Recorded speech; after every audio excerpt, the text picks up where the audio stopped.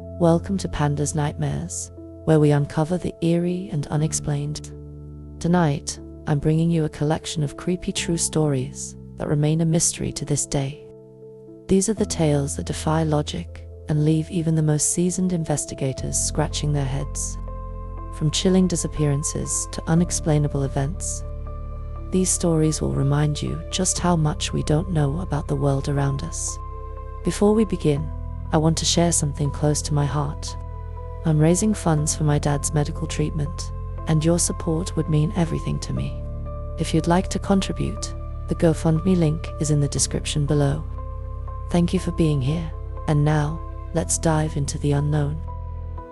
Story 1. December 7th, 1941. A day that would forever change the course of history. The attack on Pearl Harbor left chaos, destruction, and countless stories of heroism and tragedy. Among those stories is one that remains haunting and unforgettable. The tale of 3 sailors trapped inside the wreckage of the USS West Virginia. When the ship was hit during the attack, it took on water fast, sinking to the harbor floor. Many sailors lost their lives in the chaos, but 3 men somehow found an air pocket deep within the ship. Against all odds, they were alive but trapped. In the pitch-black darkness, surrounded by cold water and the steel walls of their sunken tomb, they fought to survive. They scratched out a calendar, marking each passing day to keep track of time. Every day, they banged on the ship's hull, desperately trying to signal to anyone above that they were still alive. Above the surface, rescuers heard the sound. The steady knocking sent chills through those who knew what it meant there were survivors down there. But the reality was devastating. The ship was surrounded by tons of live ammunition, and there simply wasn't the technology to rescue them. Every option was too dangerous. All they could do was listen. For 16 days, the knocking continued. Every tap, a cry for help that couldn't come. Those above felt helpless, knowing they were so close, yet so far from saving the men. Slowly, the knocking stopped. The sailors, after holding on for so long, had finally succumbed to their fate. When the ship was raised months later, the sailors' bodies were found. Their makeshift calendar was still there, scratched into the walls, a heartbreaking reminder of their fight to survive. Story 2. In the unforgiving depths of the North Sea, oil rigs stand as islands of industry, surrounded by treacherous waters and brutal weather. For the men who worked on these rigs in the 1980s, life wasn't just tough, it was dangerous. Among them were the deep-sea divers, who performed some of the most perilous tasks imaginable. One tragic day, aboard the Bifford Dolphin oil rig, a split-second mistake led to one of the most horrifying diving accidents in history. It was November 5th, 1983, and a team of divers was performing a routine operation. They were stationed in a pressurized diving bella, sealed chamber, designed to help them transition safely from the crushing pressures of the deep to the surface. Decompression, the process of gradually reducing pressure, was critical. A sudden change in pressure could be catastrophic, and the divers knew it. That day, the team was in the final stages of decompressing after a mission. Everything seemed normal until one fatal moment. A diver aboard the rig accidentally opened a clamp on the diving bell too soon. In an instant, the chamber explosively depressurized, going from 9 atmospheres of pressure to just 1 normal surface pressure. The results were devastating and immediate. The sudden decompression caused an enormous force to rip through the chamber. One of the divers, tragically, was subjected to explosive decompression, a phenomenon where the pressure difference causes gases in the body to expand violently. The effects were instant and catastrophic, leaving no chance of survival. The others in the chamber also suffered fatal injuries due to the sheer force and trauma. On the rig, the crew was left in shock, trying to process the horror of what had just happened. The incident was over in the blink of an eye, but its consequences reverberated for years. Investigations later revealed flaws in safety protocols and equipment, leading to changes in how diving operations were conducted. The Bifford dolphin tragedy became a sobering reminder of the risks these divers faced every day and the importance of meticulous safety procedures. Story 3. In the quiet rural landscapes of Canada in the 1970s, Rock appeared to be just another man searching for answers. Charismatic and deeply religious, he attracted a small following of people drawn to his message of spiritual enlightenment and rejection of modern society. But what began as a seemingly innocent commune spiraled into a nightmare of control, cruelty, and unimaginable horror. Rock, once a charming figure, became obsessed with power. He declared himself a prophet, claiming divine visions and a direct connection to God. His small group of followers, who called themselves the Anthill Kids, believed him without question. They moved to a remote area in Ontario to live off the land, free from the corruption of the outside world. But isolation allowed Roch's darker tendencies to take root. Under the guise of leading a spiritual community, Rock turned into a sadistic dictator. He controlled every aspect of his followers' lives, using manipulation, fear, and violence to maintain his grip. His punishments were brutal beatings, starvation, and worse. He justified his actions as tests of faith, claiming they were necessary for the group's spiritual growth. But Roch's cruelty didn't stop at psychological torment. As his mental state deteriorated, he began performing grotesque medical experiments on his followers. He believed he had the power to heal them through invasive and horrific procedures, often conducted without proper knowledge or tools. These acts left his victims permanently scarred, both physically and emotionally. The group's isolation allowed Roch's reign of terror to continue unchecked for years, but eventually, the truth began to leak out. In 1989, one of Roch's followers managed to escape and alert authorities. What investigators found when they arrived was a scene of unspeakable horror. The stories from survivors painted a grim picture of the atrocities that had taken place. Rock was arrested and later convicted of multiple crimes, including murder. He was sentenced to life in prison, where his reign of terror finally ended. In a chilling twist, Rock himself met a violent end in 2011, when another inmate killed him. Story 4. In February 1993, a quiet shopping trip in Bootle, England, turned into one of the most heartbreaking stories the world has ever known. James Bolger, just 2 years old, was walking hand in hand with his mother in a busy shopping center. He was full of life, curious and happy, the way only a child can be. But in a moment of distraction, while his mother looked away to pay at a butcher's shop, James was led away. That single moment changed everything. He was taken by two boys, John Venables and Robert Thompson, both just 10 years old. At first, passers-by might have assumed the older boys were taking care of the toddler, but their intentions were far from innocent. What followed was a series of events so shocking that they would grip the nation in horror and spark a global conversation about youth, violence, and justice. The boys led James on a meandering 2.5-mile walk, during which they were seen by dozens of people. Some noticed James crying, others saw him being pulled along, but no one stopped them, assuming it was just older siblings with a difficult younger brother.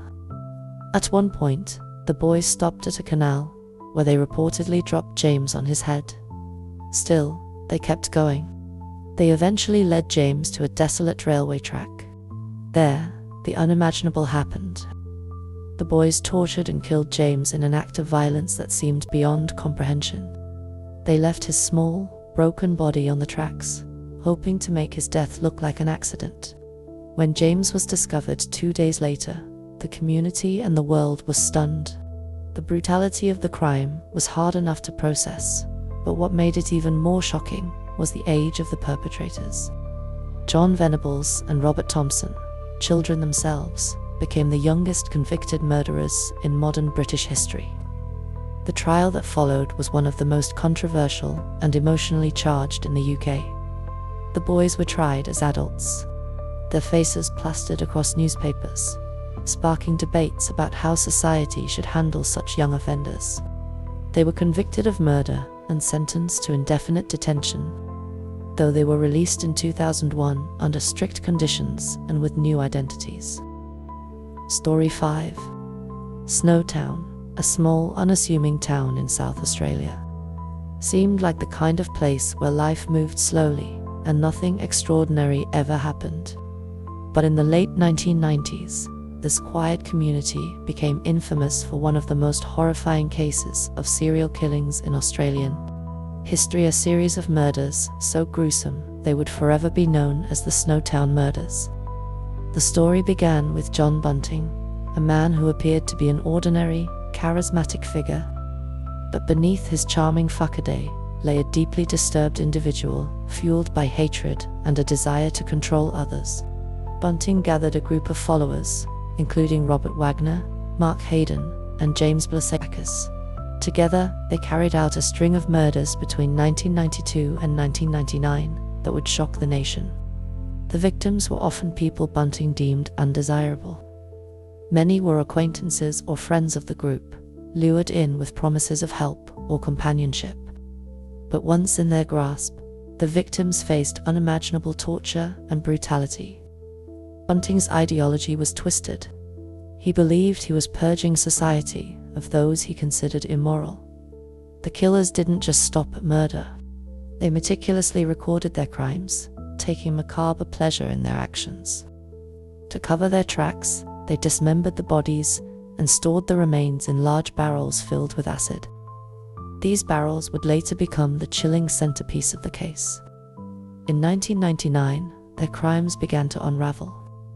Police were investigating the disappearance of one of the victims, which led them to an abandoned bank building in Snowtown. Inside, they discovered 6 barrels filled with human remains.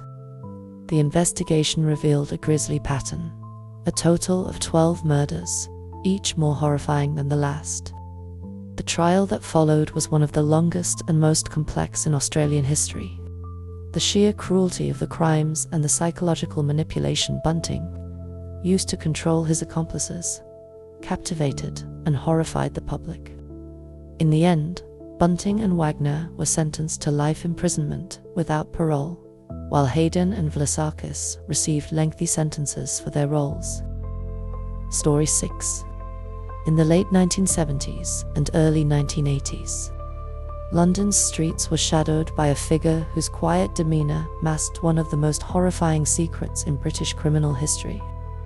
Dennis Nilsen, a seemingly ordinary civil servant, was polite, intelligent, and outwardly unremarkable. But behind closed doors, he harbored a chilling darkness, becoming one of the UK's most infamous serial killers.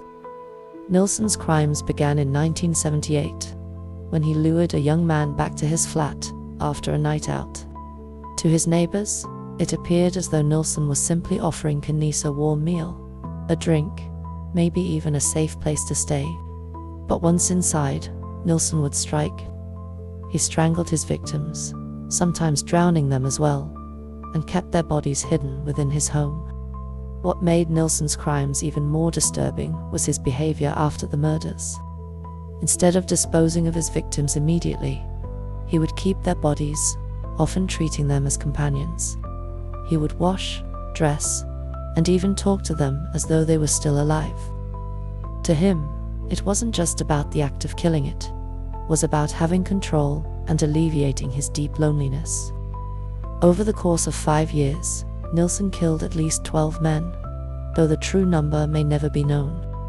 His methods of disposal became increasingly gruesome. Living in cramped flats, he resorted to dismembering the bodies and hiding the parts in floorboards, or burning them in his garden. When he moved to an apartment without outdoor access, he began flushing body parts down the drain, a decision that would ultimately lead to his downfall. In February 1983, tenants in Nilsen's building complained about blocked drains. The plumber who investigated was horrified to find the remains of human flesh and bones clogging the pipes. Police were called, and Nilsen quickly confessed. In his matter-of-fact way, he described his crimes in chilling detail, admitting to the murders with an unsettling lack of remorse. During his trial, Nilsen's calm demeanor and willingness to discuss his crimes shocked the public. He was convicted of 6 counts of murder and 2 counts of attempted murder and sentenced to life imprisonment. Dennis Nilsen died in prison in 2018. Story 7. In 1968, the city of Newcastle upon Tyne in England became the setting for one of the most shocking cases in criminal history. At the heart of it was Mary Bell, an 11-year-old girl whose actions would horrify a nation and spark endless debate about the nature of innocence, responsibility, and evil. Mary's childhood was marked by neglect and abuse. She grew up in a chaotic household, with a mother who reportedly forced her into situations no child should ever endure. These early experiences left Mary emotionally scarred, though no one could have predicted the darkness that would follow. On May 25, 1968, the body of 4-year-old Martin Brown was discovered in an abandoned house. His death was initially ruled accidental, as there were no clear signs of violence. But weeks later, another boy, 3-year-old Brian Howe, was found dead on a wasteland. This time, there was no mistaking it. Brian had been strangled, and his body bore chilling marks carved into his skin. The police were baffled, but soon, their attention turned to 2 young girls, Mary Bell and her friend, Norma Joyce Bell, no relation. The girls had been seen with Brian shortly before his disappearance, and their behavior during the investigation raised suspicions. Mary, in particular, showed an unsettling lack of remorse. At one point, she even asked the boy's family if they were upset about his death, all while smirking. What solidified Mary's guilt were the notes she and Norma had left at Martin Brown's crime scene. Initially dismissed as a prank, the notes taunted police and took credit for the killings. When questioned further, Mary's cold and detailed account of the murders shocked even the most hardened investigators. During her trial, it became clear that Mary was not an ordinary child. Her defense argued that she suffered from a personality disorder stemming from her traumatic upbringing. The court found her guilty of manslaughter on the grounds of diminished responsibility. She was just 11 years old when she was sentenced to an indefinite term of detention. Mary spent years in various institutions before being released in 1980 at the age of 23. Upon her release, she was given a new identity to protect her privacy. Over time, she vanished from public view, though her case continues to fascinate and disturb people around the world. Story 8. In the lush, sprawling region of Tamaulipas, Mexico, lies San Fernando, a town that became the epicenter of one of the most horrifying chapters in the country's history. Known for its fertile fields and quiet communities, San Fernando transformed into a symbol of the brutality inflicted by organized crime, with 2 gruesome massacres in 2010 and 2011, shaking the nation to its core. The first massacre came to light in August 2010. A truck driver flagged down a military checkpoint near San Fernando, visibly shaken. He reported finding a gruesome scene in a remote ranch nearby.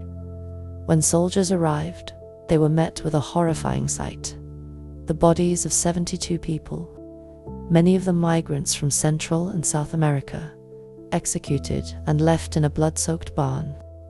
The victims had been heading toward the United States, hoping for a better life. Instead, they were intercepted by members of the Zetas cartel, one of Mexico's most violent criminal organizations. Refusing to work for the cartel or pay extortion fees, the migrants were murdered in cold blood. Among the victims was a young Ecuadorian man who miraculously survived and managed to escape, providing harrowing testimony that revealed the extent of the cartel's cruelty. As the world reeled from the brutality of the 2010 massacre, an even darker chapter unfolded the following year. In April 2011, authorities discovered a series of mass graves in the same region. Over 190 bodies were unearthed, many of them passengers who had been kidnapped from buses traveling through Tamaulipas. investigators learned that the Zetas had stopped buses, pulling passengers off at gunpoint. Those who resisted were killed on the spot, while others were forced into fights to the death for the cartel's amusement, or recruited as unwilling soldiers. These atrocities highlighted the terrifying reach of the cartels and the inability of authorities to protect innocent civilians. San Fernando became a ghost town, with many residents fleeing the relentless violence. The massacres laid bare the depths of corruption and fear that had allowed such crimes to occur unchecked. The aftermath of the San Fernando massacres was marked by outrage and sorrow. Families of the victims demanded justice, but for many, closure never came. The cases remain emblematic of Mexico's struggle against organized crime and the human cost of the drug trade. Despite arrests and military interventions, the pain of San Fernando lingers, a scar on a nation yearning for peace. Story 9. In 1970, a case emerged in Los Angeles that would captivate the world and shake the fields of psychology and child development to their core. It was a story of a girl named Jenny, a 13-year-old child who had lived a life so unimaginable that it left experts and the public grappling with questions about humanity, resilience, and the fragility of the human mind. Jeannie was discovered by chance. A social worker visited her family's home after reports of neglect and abuse, and what they found was beyond anything they could have prepared for. Jeannie had been confined to a small, dark room for most of her life. Strapped to a potty chair or tied in a crib, she had almost no human interaction. Her father, Clark Wiley, was an abusive and controlling man who had isolated her entirely, believing she was mentally defective and unworthy of a normal life. For over a decade, Jeannie was left in silence. She was forbidden to speak, and if she made noise, her father would punish her. The result was devastating. At 13, she weighed only 59 pounds and moved with the awkward gait of someone who had never been allowed to explore her environment. She couldn't speak beyond a few basic words and displayed behaviors that seemed more animalistic than human. She had become what experts referred to as a feral child. When Jeannie was rescued, she became the subject of intense study. Linguists, psychologists, and scientists were eager to understand how her isolation had affected her development. Could she still learn language? Could she recover? For years, researchers worked with her, teaching her to communicate and trying to help her adjust to the world she had never known. At first, Jeannie made remarkable progress. She learned some vocabulary, communicated through gestures, and showed a curiosity about the world that had been denied to her for so long. But her development was uneven. The years of neglect had left irreversible scars on her mind and body. She could never fully grasp grammar or syntax, skills typically acquired during the critical period of early childhood. Her story became a heartbreaking testament to the importance of early human connection and stimulation. Despite the initial hope, Jeannie's life took another tragic turn. As funding for her care and research dwindled, she was moved between foster homes, some of which were reportedly abusive. The very system that had promised her a new chance at life failed her. Eventually, she disappeared from public view, and little is known about her current condition. Reports suggest she now lives in a private care facility, far from the spotlight that once consumed her story. Story 10. Most people think that Newtown or Virginia Tech was the worst incident of mass murder at a US school. They're wrong. Andrew Cahoe's neighbors described him as an intelligent but impatient man. More quietly, they spoke of how he had beaten one of his horses to death in a fit of rage when it failed to meet his expectations. His reputation for thriftiness earned him the role of treasurer of the school board in Bath, Michigan, but the other members soon found him difficult to work with. By 1926, his wife became ill with chronic tuberculosis. The cost of her treatments had put a strain on the couple's finances, but Kehoe blamed the school superintendent. Around the same time, he ran for the position of town clerk, which he had been temporarily filling, but was soundly defeated. He took this as a personal rejection by the people of Bath and began to make strange remarks, telling a bus driver he was delivering a paycheck to, "My boy, you want to take good care of that check, as it is probably the last check you will ever get," or warning a teacher that if she wanted a picnic, she would better have it at once. On the morning May 18, 1927, Kehoe set off firebombs that he had set across his property. He then packed his truck full of pyratol, a repurposed World War I incendiary explosive, and dynamite, and drove into town, telling firefighters arriving at the scene, "Boys, you're my friends. You better get out of here. You better head down to the school." 15 minutes after classes began at the Bath Consolidated School, an alarm clock went off, detonating a stockpile of explosives that Kehoe had hidden there in the basement over the course of months, using his position as a school handyman.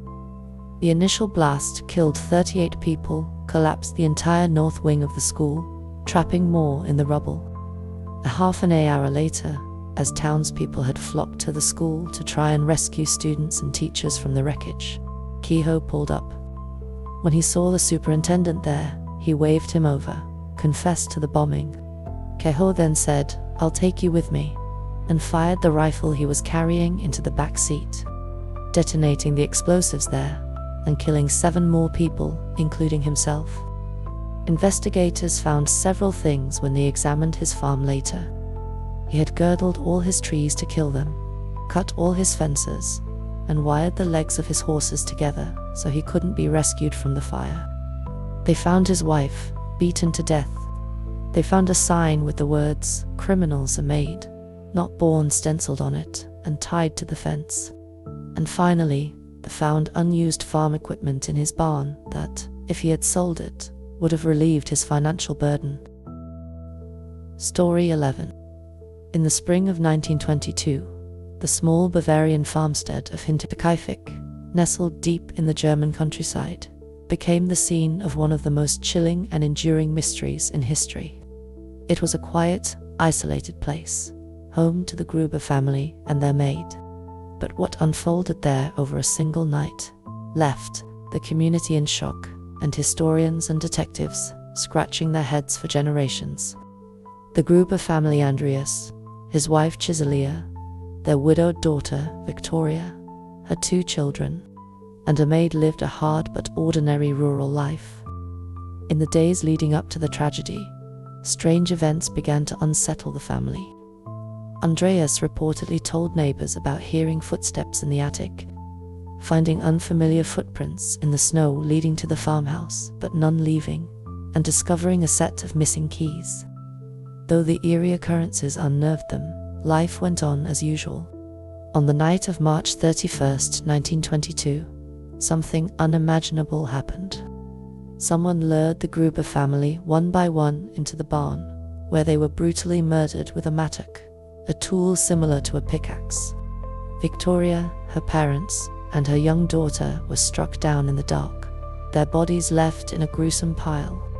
The killer then turned to the house, where little Joseph, just 2 years old, and the maid, who had started her job only hours earlier, met the same horrific fate. What makes the Hinterkaifeck murders so unsettling isn't just their brutality, but the chilling details that followed. Days passed before anyone discovered the crime. Neighbors became suspicious after noticing the family had not been seen, and the farm appeared eerily quiet.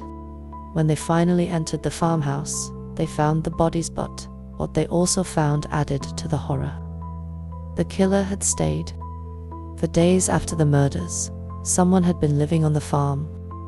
The animals were fed, smoke rose from the chimney, and meals had been prepared and eaten in the kitchen. Whoever committed the murders had remained in the house, going about their business as if nothing had happened.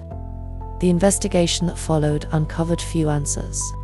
Suspicion fell on various individuals, including disgruntled neighbors and Victoria's rumored lover, but no one was ever charged.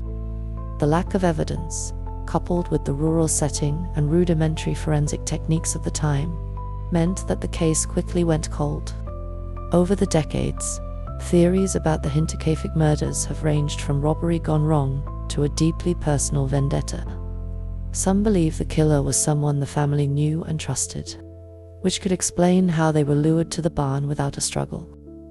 Others suggest supernatural explanations, pointing to the eerie prelude of the crime and the seeming impossibility of solving the mystery. Story 12. During World War II, the world witnessed unimaginable atrocities. But in a remote corner of Japanese-occupied China, horrors unfolded that were so horrific they remained hidden for decades. These were the crimes of Unit 731, a covert biological and chemical warfare research facility whose experiments defy belief and continue to haunt history. Unit 731 was established in the early 1930s under the command of General Shiro Ishihi, a doctor and officer in the Japanese Imperial Army. Officially, the unit was tasked with preventing disease and conducting research. Unofficially, it became a hub for the most grotesque human experimentation ever documented, all in the name of advancing biological warfare. The facility was located near Harbin, in northeastern China, disguised as a lumber mill. Thousands of innocent civilians, political prisoners, and captured soldiers, primarily Chinese, but also Russians, Koreans, and even some Allied posts were subjected to inhumane experiments. The prisoners were referred to as logs, a chilling term that stripped them of humanity. What happened inside Unit 731 is almost beyond comprehension. Prisoners were deliberately infected with diseases like plague, anthrax, and cholera to study their effects. They were often vivisected, cut open while still alive, and without anesthesia to observe the progression of disease on internal organs. Limbs were amputated and reattached in grotesque ways, or frozen and thawed to study gangrene and frostbite. The experiments extended beyond the laboratory. Villages were targeted with biological weapons, spreading plague to observe its effects on entire populations. The data collected from these atrocities became the foundation for Japan's plans to use biological weapons against its enemies. By the war's end, in 1945, Unit 731 was responsible for the deaths of an estimated 3,000 to 12,000 people within its walls, with tens of thousands more killed in biological warfare tests. As Japan faced defeat, the unit's personnel attempted to destroy evidence of their crimes, blowing up facilities and killing remaining prisoners. What makes Unit 731 even more chilling is what happened after the war. General Ishii and many of his subordinates were never brought to justice. Instead, they traded their research for immunity.